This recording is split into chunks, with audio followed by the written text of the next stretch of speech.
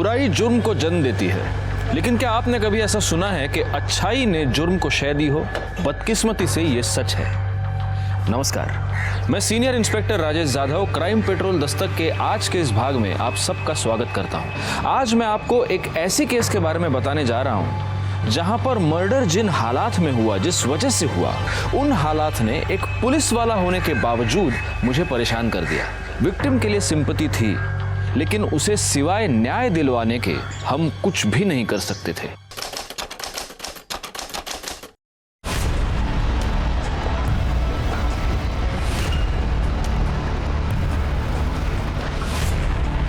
Aunty, सबसे बड़े वाले पुलिस अंकल कहाँ है? अंदर है बेटा, लेकिन क्या हुआ मुझे बताओ। नहीं, मुझे उनसे ही बात करनी, वो अंदर ही है ना? मुझे बताओ बेटा, मैं हेल्प करूँ। नहीं। अरे रुको। सर बस ऐसा कितनी चटनी लगाएंगे, तीखा हो जाएगा। आप तो मिर्ची भी खाते हो साथ में। अरे तीखे में ही तो मजा है ना मोरे। लो लो लो, तुम भी मिर्ची खाओ, लो लो। माला माफ करा, मैं इसमें खुश हूँ। अरे कहाँ जा रहे हो? वेट। आप सबसे बड़े वाले पुलिस अंकल हो ना? हाँ बेटा, क्या हुआ, क्या बात हुई? अंकल, आप प्लीज काजल दीदी को निकाल लो, वो अंदर ही है। प्लीज अंकल, आप चलो ना। एक मिनट, तुम अकेली पुलिस स्टेशन आई हो? तुम्हारे साथ कोई बड़ा नहीं है? तुम्हारे मम्मी पापा कहाँ हैं? मैं मम्मी को बताया था, लेकिन मम्मी को लगता है मैं झूठ बोल रही हूँ, इसलिए मैं उनको बिना बताए आई हूँ। अंकल, आप प्लीज चलो ना वहाँ पे। नाम क्या है तुम्हारा? कहाँ रहती हो तुम? मेरा नाम रिया देश पांडे है और मैं सामने वाली बिल्डिंग में रहती हूँ। ये जल विहार में? हाँ। ओके, बैठो। हाँ तो रिया, पानी पियोगी? नहीं। ओके, अब ये बताओ, ये काजल दीदी ये बहन है तुम्हारी? नहीं, बहन नहीं है, हमारी फ्रेंड है और वो मुझसे ऊपर वाले फ्लैट में रहती है। अंकल, आप प्लीज उनको निकाल लो ना। अरे लेकिन किससे छुड़ा है? वो अपने ही फ्लैट में है ना? नहीं, वो उनका फ्लैट नहीं है, वो चंपक अंकल का फ्लैट है, वही उनको लेकर रहते हैं यहाँ पे। अंकल, मुझे पता है वो अंदर है। अंकल, आप प्लीज उनको निकाल लो ना वहाँ से। अंकल एक मिनट, तुम्हारी ये काजल दीदी इस चंपक अंकल के साथ रहती है? नहीं अंकल, काजल दीदी अकेले ही रहती हैं। चंपक अंकल कहीं और रहते हैं, लेकिन उन्होंने बाहर से लॉक लगा दिया है। ये बात मैंने आई को बताई तो वो कह रही बेटी साली आया तू। वॉचमैन अंकल तो अपनी चेयर से ही नहीं उठते। अंकल प्लीज आप उनको बाहर निकाल लो ना। Uncle please. ओके, सावंत इसके साथ जाओ। अंकल प्लीज आप चलिए ना, प्लीज अंकल। अरे बेटा, ये पुलिस आंटी है ना? हाँ, ये तुम्हारे साथ जाएंगी और अगर कुछ बड़ी प्रॉब्लम हुई तो ये हमको फोन कर देगी, फिर हम आएंगे। ओके? प्रॉमिस? प्रॉमिस। जाओ।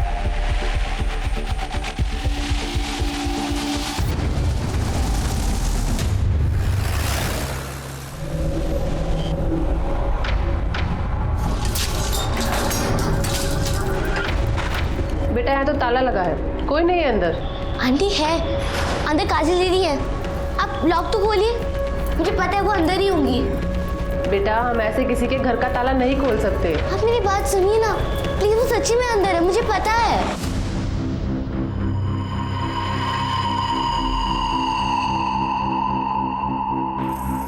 एक्सक्यूज मी जी।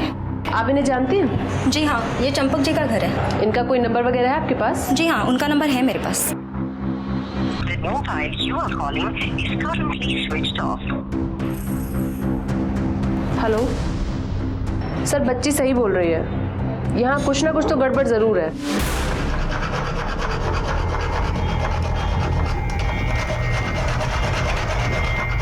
मम्मी, इतनी गंदी स्मेल कहाँ से आ रही है? कुछ नहीं बेटा।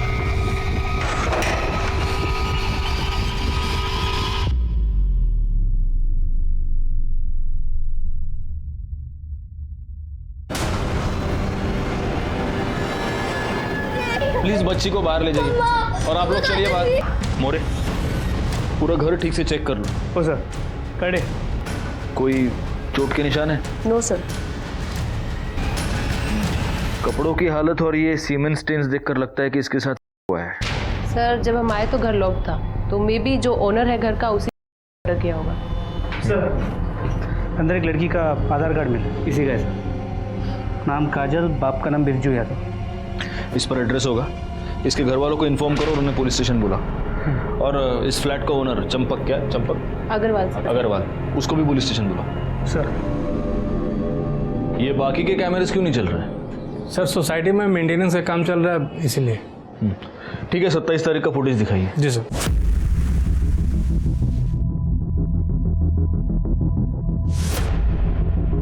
सर सोसाइटी में पहले से सबको इन्फॉर्म कर दिया गया था कि 27 तारीख को मेंटेनेंस के चलते दिन में 2:30 से 5:30 के बीच लाइट नहीं रहेगी, लेकिन सर काम जल्दी पूरा हो गया तो लाइट 3:30 बजे आ गई। नहीं, इसका मतलब 27 तारीख का 2:30 से 3:30 से 1 घंटे का फुटेज ही हमारे पास नहीं है। नहीं सर। हाँ ठीक है मोरे, बाकी का फुटेज जल्दी से जल्दी कलेक्ट करो।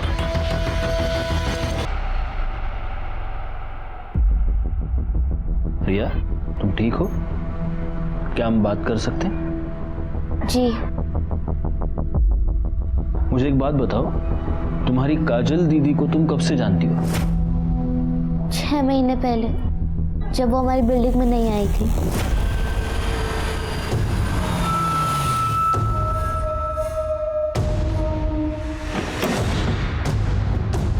काजल, उतरो काजल,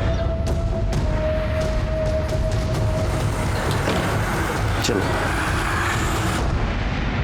उन्होंने मुझे बताया था कि उनकी आई उन्हें छोड़कर चली गई थी। काजल दीदी आते जाते मुझे मिलती थी। पहले तो वो उससे मुझे स्माइल ही देती थी। दीदी, आप मेरे साथ खेलोगे? अभी मुझे कुछ काम है, तुम खेलो, बाद में खेलूंगी। हाँ ठीक है। फिर धीरे धीरे हमारी दोस्ती हो गई। तो मुझे पकड़, ठीक है ना? हाँ। चल चल चल।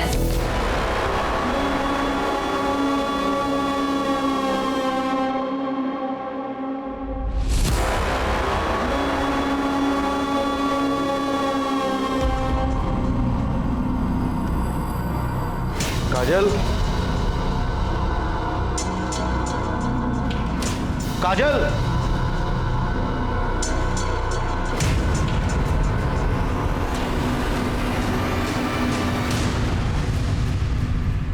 काजल ने तुम्हें बाद में बताया कि वो क्यों भाग गई थी?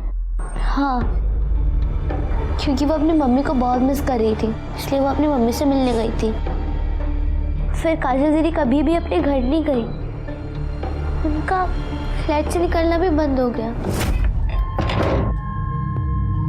तुम क्या है? वो अंकल, मुझे काजल दीदी को अपनी नई डॉल दिखानी थी। काजल दीदी नहीं है, वो अपने घर चली गई, अब कभी नहीं आएगी। मुझे पता था अंकल, वो अंदर ही थी। मैंने उनसे बहुत बार बात करने की कोशिश की, मगर डोर लॉक था, मगर अंदर से आवाज आ रही थी। इसने ये सब मुझे बताया, पर मुझे लगा झूठ बोल रही है। बच्ची है, मिस कर रही होगी, इसलिए कहानियाँ बना रही है। मैं झूठ नहीं बोल रही थी, मैं सच बोल रही थी। अंकल, अगले दिन मैंने उनकी विंडो पे देखा कि काजल दीदी की कुर्ती लटक रही थी, जो पहले नहीं थी। ये बात मैंने मम्मी और वॉचमैन अंकल को बताया। जब उन्होंने मेरी बात नहीं सुनी तो मैं आपके पास आई। तुमने बिल्कुल सही किया। देखो बेटा, मैं तुम्हारी काजल दीदी को वापस नहीं ला सकता, लेकिन जिसने भी उसके साथ ये किया है उसे सजा जरूर दिलवा सकता हूँ। क्यों जलाया ना? अरे नहीं सर, सर मेरी बात मानिए सर, मैंने कुछ नहीं किया सर, प्लीज। वो सब हम थाने में बैठ के बात करेंगे। सर मेरी बात मानिए सर। अरे सर, मैंने यकीन किए सर, मैंने कुछ नहीं किया सर, प्लीज मेरा। आपने कुछ नहीं किया? नहीं सर। फिर फोन बंद क्यों था आपका? सर वो मैं पनवेल गया था तो मैं चार्जर घर पे भूल गया था, तो फोन की बैटरी डाउन हो गई थी सर। सर सच्ची सर मेरी बात। आप चुप रहिए। सर मैंने कुछ नहीं किया सर, बाकी बातें बात थाने में मानिए करते हैं, सर। अरे sir sir sir please sir.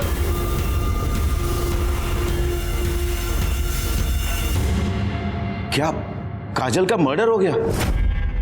किसने मारा उसे और क्यों? यही तो हम भी जानना चाहते हैं। वैसे जलविहार वाले फ्लैट की चाबी सिर्फ आपके पास थी। सर आप मुझ पे शक कर रहे हैं? मैं उसे क्यों मारूंगा?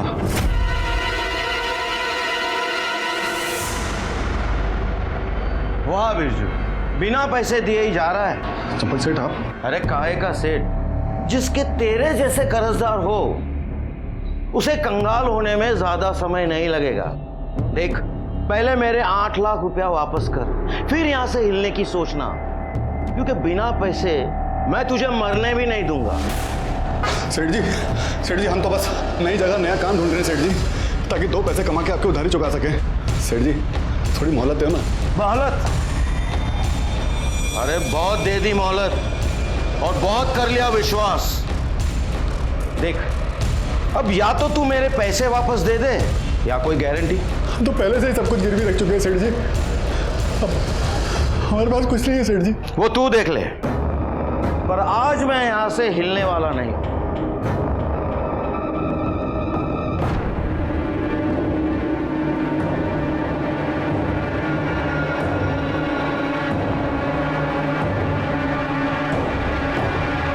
सेठ जी और तो कुछ है नहीं मेरे पास सेठ जी। सेठ जी आप इसे गिरवी रख लीजिए सेठ जी, आपकी गारंटी हो जाएगी और हम कहीं भागेंगे भी नहीं सेठ जी। सर, काजल को रखना मेरी मजबूरी थी, वरना मैं उस बिरजू को पूरे यूपी बिहार में कहां ढूंढता फिरता। तो ये भी आपकी मजबूरी थी? क्या सर, जबरदस्ती? नहीं नहीं सर, तो क्या मैंने उसके साथ ऊंची आवाज में बात तक नहीं की। करड़े सर, इनका सीमेंट सैंपल टेस्टिंग के लिए भेज दो और काजल के कपड़ों पर जो सीमेंट मिला उसे मैच करके देखो और इनसे उस बिरजू का मोबाइल नंबर ले लो। ओके सर, चलिए। सर एक बात समझ में नहीं आई, जिस तरह इस चंपक ने काजल को भागने से पहले रखा था, वो आराम से सोसाइटी में नीचे जा सकती थी। इनफैक्ट रिया के साथ खेलती भी थी। मतलब चंपक ने उसे पूरी तरह बंधक बना के नहीं रखा था। ये बात तो मेरे भी समझ में नहीं आ रही है, वो वहां पर मजबूरी के मारे रह रही थी या डर के मारे? हाँ करड़े बोला। बिरजू घर में नहीं है और उसके घर को ताला लगा हुआ है। एक काम करो, तुम और तुम्हारे साथ एक और कांस्टेबल वहां पर तैनात रहो सिविल में, और जैसे ही वो आए उसको उठा लो। सर। अरे इस बिरजू की मोबाइल लोकेशन निकालो और लोकेट करो कि आखिर वो है कहां पर। लोग बड़े अजीब हो गए हैं मोरे। ये रिया जैसी छोटी बच्ची काजल को ढूंढते ढूंढते यहां तक आ जाती है, अभी भी उसे न्याय दिलवाना चाहती है, और बड़ों को कुछ पड़ी नहीं है। काश ये बड़े इन बच्चों से कुछ सीख पाते। सर, काजल का पोस्टमार्टम रिपोर्ट।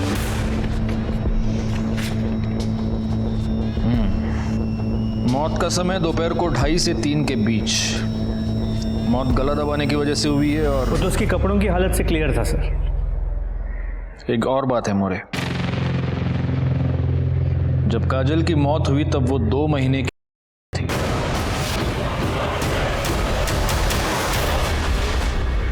छह महीने तक तूने उस लड़की को कैद करके रखा, किया, उसे प्रेग्नेंट कर दिया और फिर मैंने ऐसा कुछ भी नहीं किया है सर। वो भाग गई थी सर, मैं तो उसे लेने भी नहीं गया। सेठ जी भला बुरा का कोई समझ नहीं है इसे, लेकिन एक बात हम इसके खोपड़े में अच्छी तरह घुसा दिए हैं कि जब तक हम इसे लेने ना आए ना, ये हिलेगी नहीं यहाँ से सेठ जी। और सेठ जी आपकी तसल्ली के लिए बोल रहे हैं, अगर आप चाहें हमें कोई एतराज नहीं।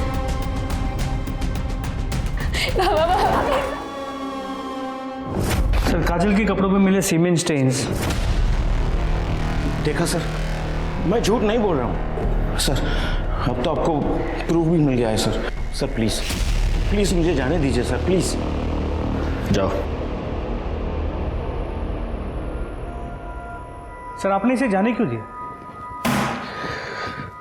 कैसे बिठा के रख सकते हैं मोरे? इसके खिलाफ कोई भी ठोस सबूत नहीं है हमारे पास।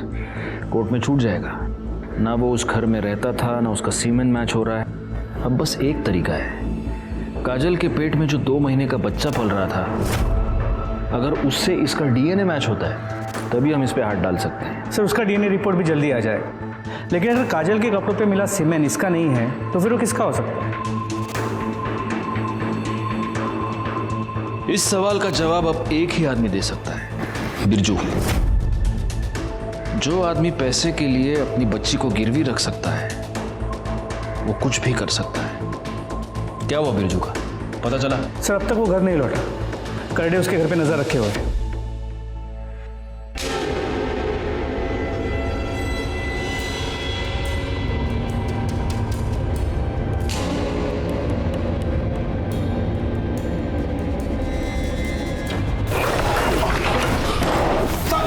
भागने की इतनी भी क्या जल्दी है?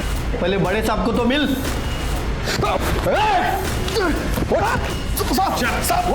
साहब मैंने क्या किया साहब? चल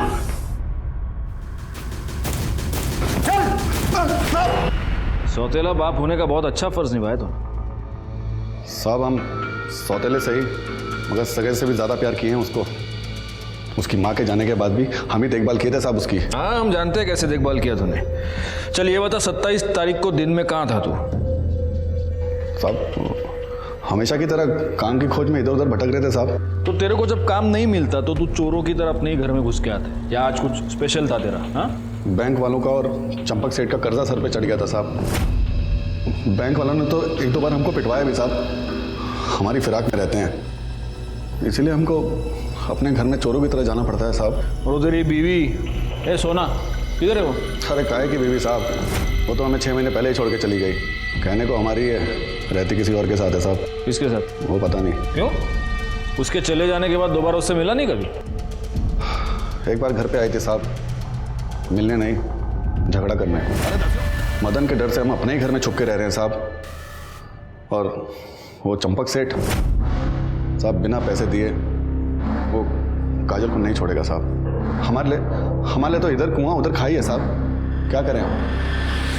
अब अगर तूने उसके पैसे दे भी दिए तो भी काजल तेरे पास वापस नहीं आ सकती, क्योंकि वो मर चुकी है। चंपक अग्रवाल के फ्लैट में किसी ने उसका मर्डर कर दिया है। बड़ा ही अजीब केस था, जहां रिश्ते रिश्तों को बेच रहे थे, उन्हें धोखा दे रहे थे। हमने बिरजू का सीमेंट सैंपल काजल के कपड़ों पर मिले सीमेंट से मैच करके देखा, लेकिन हमारे हाथ कुछ नहीं आया। अगर ये दोनों बेगुनाह थे तो फिर वो कौन आदमी था? जो भी हुआ था वो उसी टॉप फ्लोर के फ्लैट में हुआ था जहां पर काजल कैद थी, और जिस फ्लैट में सिर्फ चंपक अग्रवाल की फैमिली ही आ जा सकती थी। इसीलिए हमने 27 अप्रैल का बिल्डिंग का सीसीटीवी फुटेज चेक किया और हमारे हाथ एक नई लीड लगी। अरे ये तो आकाश है। एक मिनट पॉज करो। सर ये चंपक जी का पोता है, कभी कभी यहाँ आता है। हो सकता है इसी किया हो। एक काम करो, आगे का फुटेज दिखाओ, देखते ये बाहर कब निकला है, या फिर ये अग्रवाल फैमिली का कोई और मेंबर आया है या नहीं। दिखाओ जरा। बस सर इतना ही है। सर अगर वो आकाश है तो वो दिन में 2:30 बजे आया है, और शायद इसी 1 घंटे के बीच वो वापस चला गया, क्योंकि उसके फैमिली का और कोई दूसरा मेंबर आता जाता दिखाई नहीं दिया। ओके मोरे, इस अग्रवाल फैमिली के बारे में पूरी इन्फॉर्मेशन मुझे चाहिए। किसी अंदर के बंदे को काम पर लगा दो, कोई मेड सर्वेंट या कोई और। अभी चंपक सेठ का फैमिली के बारे में क्या बोलने का मैडम? वो फैमिली में सब जेंटलमैन लोग रहते। जेंटलमैन मतलब? इनकी फैमिली में ना 4 मर्द रहते। एक वो चंपक सेठ, उनका छोटा बेटा प्रवीण, उनका बड़ा बेटा नितिन और नितिन का बेटा आकाश। वो 4 लोग मेरे को घूरने का तो छोड़ो, लेकिन ऐसा आंख उठा के भी नहीं देखते। मैं 3 साल से उनके घर में काम करती है। एक दिन तो ना मैं मैडम एक लाल रंग की साड़ी पहनी थी, तभी इधर का सब लोग मेरे को देख के क्या बोला मालूम? बोला सुनीता तो मार ही डालेगी सबको। मैडम लेकिन ये घर का लोग कोई भी मेरे को पलट के भी नहीं देखा। एक दिन ना मैडम मैं ऐसा फ्रॉक जैसा ड्रेस पहनी थी, तब मैं सोची थी कोई नहीं तो यह आकाश तो मेरे को जरूर देखेगा। उसका तो अभी उम्र है ना, ये उम्र में तो सब चलता है, लेकिन वो भी नहीं देखा। वो तो दिन भर ना वो उसके आइटम है ना पूजा, उसके साथ फोन में लगा रहते, बात करते। दोनों का लफड़े की वजह से ना घर में एक दिन बहुत बड़ा राड़ा हो गया। मतलब इस आकाश को छोड़ के घर में सब ठीक ठाक सीधे एकदम?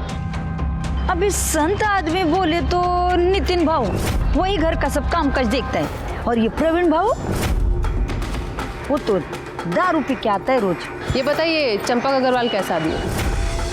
अभी चंपक सेठ क्या खराब होएगा मैडम, अभी उसका उम्र बच्चा है क्या? और ये नीतू मैडम है ना, ये सबको ऐसा सीधा करके रखिए। हाँ, नीतू कौन है? नीतू बोले तो प्रवीण भाऊ की बाइको।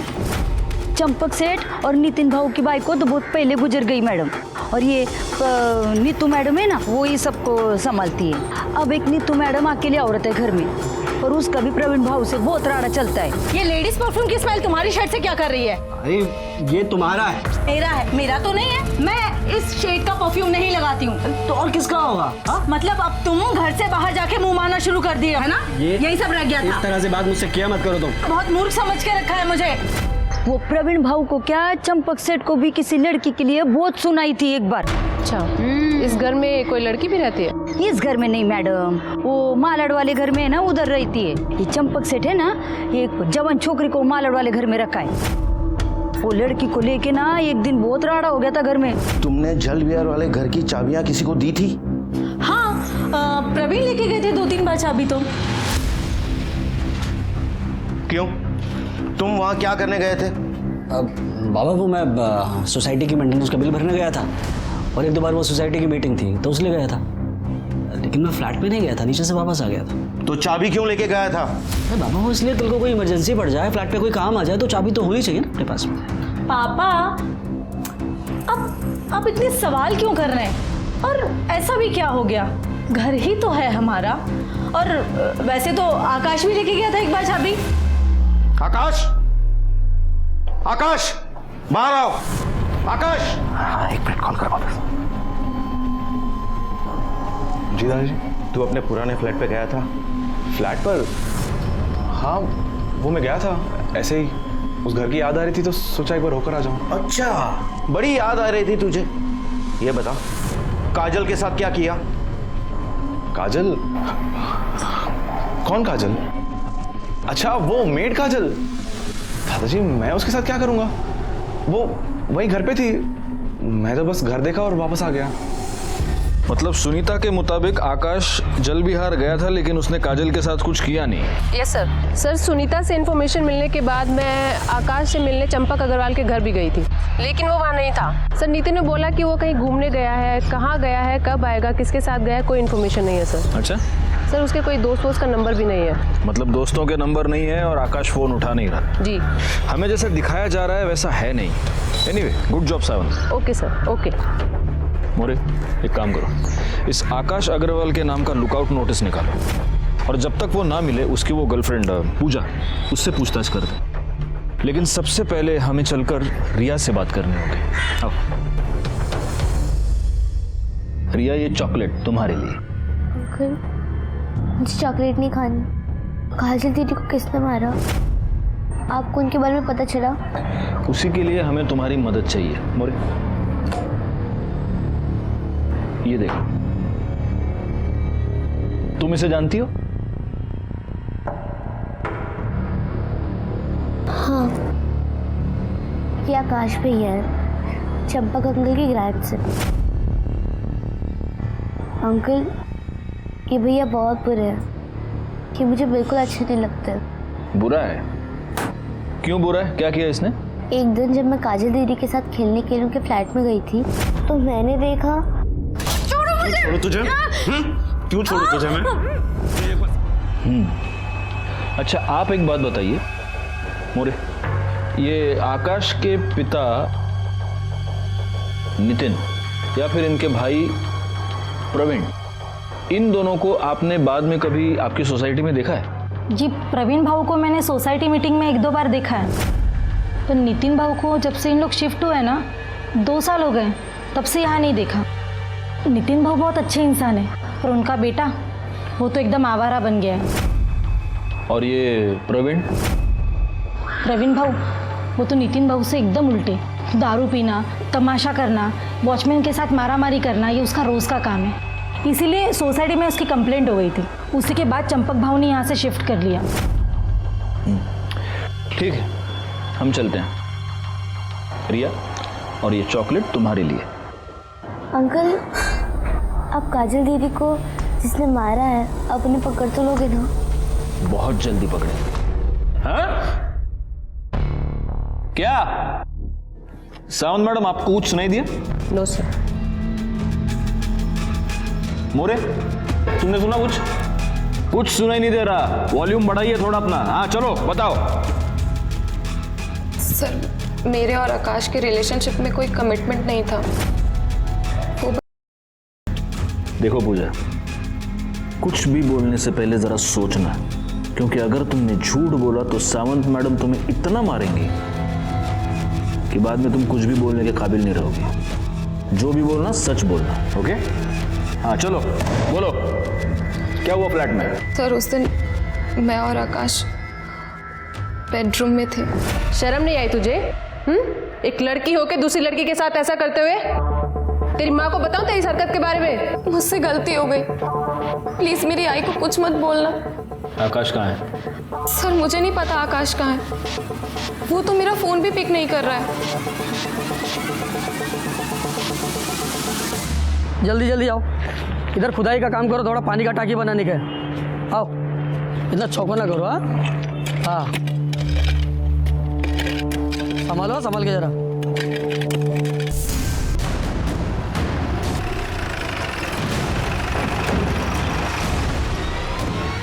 जैन सर, बॉडी की एग्जामिनेशन हो चुकी है। औरत की उम्र लगभग 40 साल की होगी और उसके पेट में एक नहीं बल्कि कई बार चाकू से वार किया गया है। सर, बॉडी की हालत देखकर यही लग रहा है कि इसकी मौत कम से कम 2 से 3 दिन पहले हुई होगी। सावंत, बॉडी को पोस्टमार्टम के लिए भेज दो। कर दे। सर, ये तो काजल की माँ सोना है। क्या? हाँ सर, इसका मैंने फोटो बिरजू के घर पे देखा था। सोना का मर्डर हमारे लिए बहुत ही शॉकिंग था और शॉक के साथ साथ ये मर्डर हमारे लिए एक डाउट भी लेकर आया था कि क्या इन दोनों माँ बेटी के मर्डर्स का आपस में कोई कनेक्शन था, और अगर था तो क्या था। फॉरेंसिक रिपोर्ट के मुताबिक चंपक अग्रवाल के फ्लैट के दरवाजे पर रिया, काजल, चंपक और आकाश के अलावा 3 और लोगों के फिंगरप्रिंट्स मिले थे। इसका मतलब वहां पर कोई और भी आया था। फॉरेंसिक रिपोर्ट के बाद हमने सीसीटीवी फुटेज चेक किया, जिसमें से एक नया सच सामने आया जो चंपक के बेटे प्रवीण से जुड़ा हुआ था। सर, ये आप मुझे क्यों दिखा रहे हैं? इसलिए दिखा रहे क्योंकि तूने ये कहा था कि तू जल विहार वाले फ्लैट पर कभी गया ही नहीं। जी। लेकिन काजल के मर्डर से 1 हफ्ते पहले यानी 20 तारीख को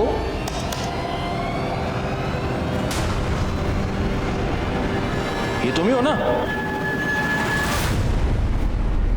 हाँ? वो सर, मैं फ्लैट पे ये देखने गया था कि दरवाजा ठीक से लॉक है कि नहीं लॉक है। दरवाजा? जी। मोरे। सर मैं ठीक तो कह रहा हूँ सर। अरे मोरे, मैंने तुमको रिटेल का भाव पूछा, तुम तो होलसेल में शुरू हो गए। हाँ प्रवीण, बोलो, मार खाओगे, मिर्ची खाओगे या सच बोलोगे? सर, वो 4 महीने पहले मैं एक फाइल ढूंढने गया था जल विहार वाले फ्लैट पर। वहां जाकर मैंने देखा। कौन है तू? ये तो हम आपसे पूछ रहे हैं, आप कौन है? अरे ये घर है मेरा, इस घर का मालिक हूं मैं। तू अंदर कैसे आई? कर क्या रही है तू यहाँ पर? वो हम काजल यादव है, बिरजू यादव की बेटी। चंपक सेठ से हमारे बाबा ने पैसे लिए थे तो वो चुका नहीं पाए, इसीलिए हमको गिरवी रख दिया उन्होंने। ये जो झूठ मूठ की आज़ादी तुमने उस बेचारी लड़की को दे रखी थी, उसकी कीमत कितनी बार वसूल की तूने? हाँ, तो ठीक से याद नहीं है, लेकिन 3 या 4 बार। आखिरी बार कब गए थे? 1 हफ्ते पहले। सर, मैं कसम खाकर कहता हूं, मैंने उसको खून नहीं किया। करड़े, इसका सीमेंट सैंपल टेस्टिंग के लिए भेज दो। काजल के कपड़ों पर जो सीमेंट मिला उससे मैच करके देखो। लेके जाओ इसको। सर चल। और सुने प्रवीण, तेरा टेस्ट नेगेटिव भी आया ना तो चार्ज में तो अंदर कर ही दूंगा तेरे को मैं। मेरी बात सुन। चल रहे, मेरी बात तो सुनिए आप। अरे सर, आकाश ने अभी पूजा को कॉल किया था, हमने उसकी लोकेशन ट्रेस कर ली है। कहाँ पे? न्यू पनवेल में।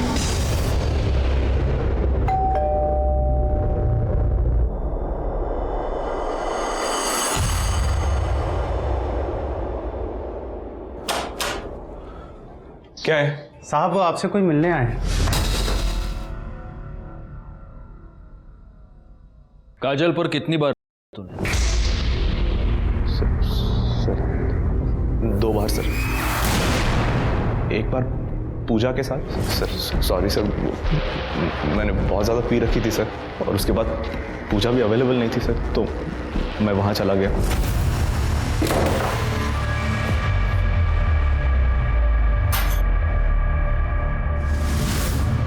आप क्यों आए हो यहाँ पे? चले जाओ आप यहाँ से। तूने काजल को मारा क्यों? सर, मैंने नहीं मारा सर उसे, मैंने तो बस उसके साथ चला गया।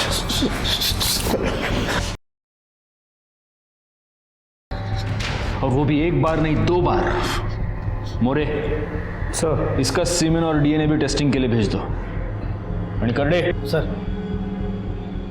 फोडून टाका या रेपिस्टला।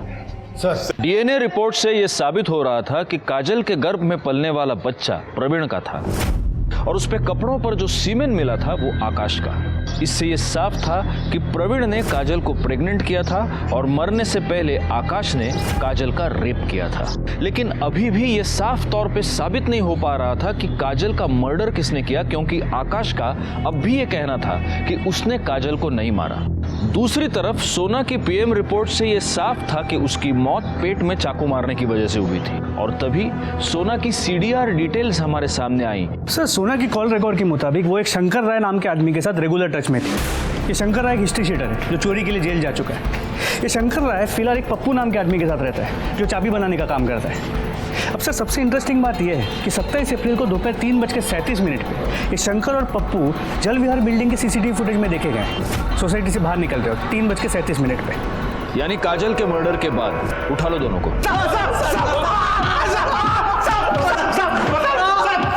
बस बस बस मोरे, बस।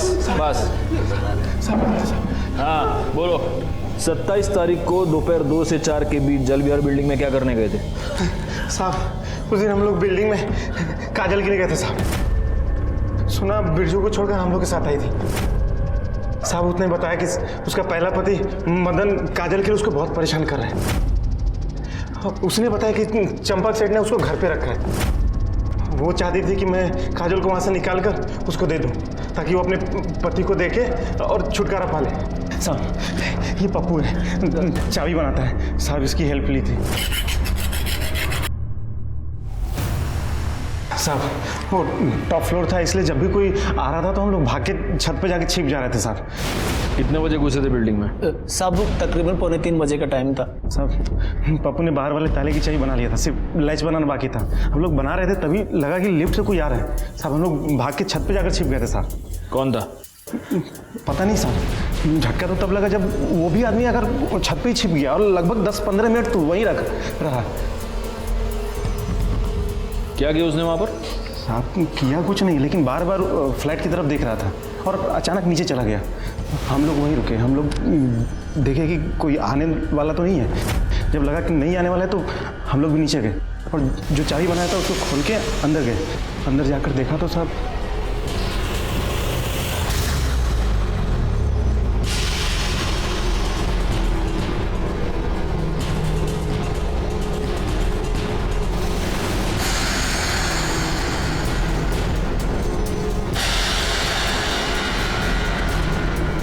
ये तो मरी हुई है। यार देख, ये कोई बड़ा लोचा लगता है। इससे पहले कोई हमें देख ले, यहाँ से निकल लेते हैं। उस आदमी को पहचान सकते हो? स्केच बनवा सकते हो उसका? हाँ साहब। सर, जिस दिन काजल का मर्डर हुआ था उस दिन सोना यादव और मदन का मोबाइल लोकेशन बिरजू के घर का दिखा है। और एक बात सर, सोना का मोबाइल भी वही लोकेशन पे बंद हुआ था। मोरे, इस बिरजू को उठा लो। हो सर। और इन दोनों को स्केच आर्टिस्ट के सामने बिठा दो, पता तो चले ये दूसरा आदमी है कौन।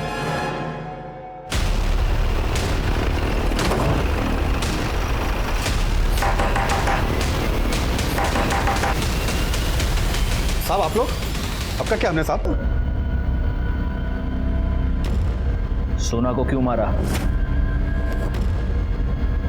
साहब, मारा नहीं है साहब, सिर्फ ठिकाने लगाया साहब। मतलब? उस रात जब हम घर आए कि उसका पहला पति मदन, उसने आके उसे मारा है साहब।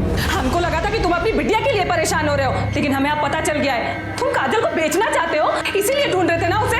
हम अभी जाके पुलिस को तुम्हारे बारे में सब कुछ बता देंगे।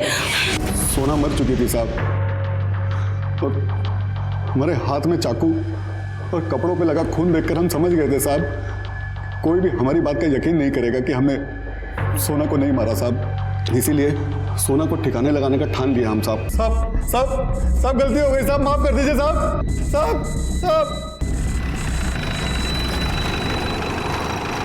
सर, दरवाजे पे मिले 3 अननोन फिंगरप्रिंट्स का पता चल गया है।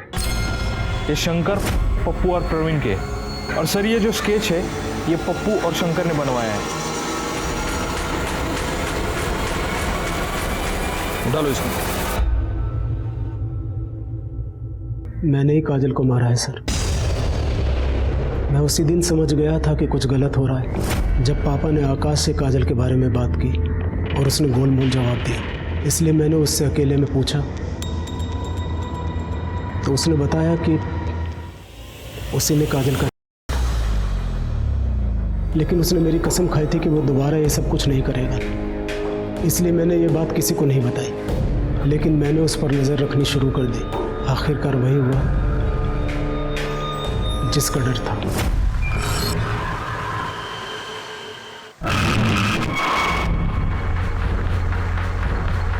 मैंने ये सोच लिया था कि आज ही ये सब कुछ ख़त्म कर दूंगा, इसलिए मैं टेरेस पर चला गया और आकाश के जाने का इंतज़ार करने लगा। उसके जाते ही मैं फ्लैट में गया और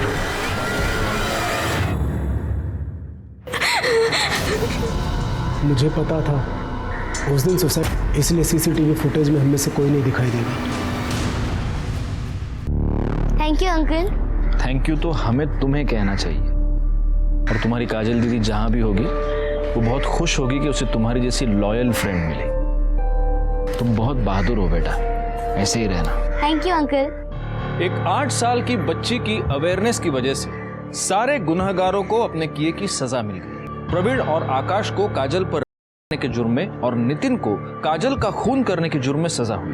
काजल के पिता बिरजू को पुलिस को गुमराह करने के और सबूत मिटाने के जुर्म में सजा हुई। और काजल की मां सोना अपने ही स्वार्थ का शिकार बन गई। ये सारे लोग अपने किए की सजा भुगत रहे थे, बस एक मासूम काजल थी जो इन वाहियात स्वार्थी लोगों की वजह से अपनी जान गंवा बैठी। मैं सीनियर इंस्पेक्टर राजेश जाधव आपसे विदा लेता हूं। दोबारा मिलूंगा, तब तक सतर्क रहिए और देखते रहिए क्राइम पेट्रोल दस्तक, क्योंकि मकसद बताना नहीं, बचाना है। जय हिंद।